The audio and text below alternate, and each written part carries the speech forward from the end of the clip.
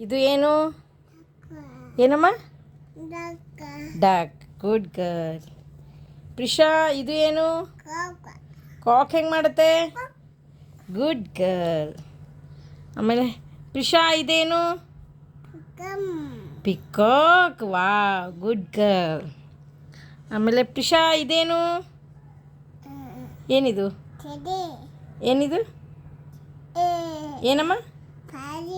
ಈಗಲ್ಲಮ್ಮ, ಅದು ಪಾರಿ ಅಲ್ಲ, ಪಿಜಾನ್ ಅಲ್ಲ, ಈಗಲ್. ಈಗಲನ್ನು ಓಕೆ. ಇದೇನು? ಇದೇನು?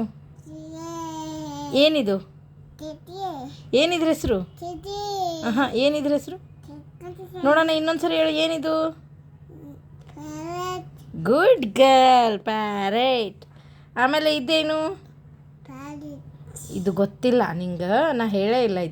ಇದು ಬಂದ್ಬಿಟ್ಟು ಆಸ್ಟ್ರಿಚ್. ಆಸ್ಟ್ರಿಚನ್ನು ಆಸ್ಟ್ರಿಚ್. ಓಕೆ. ಇದೇನು?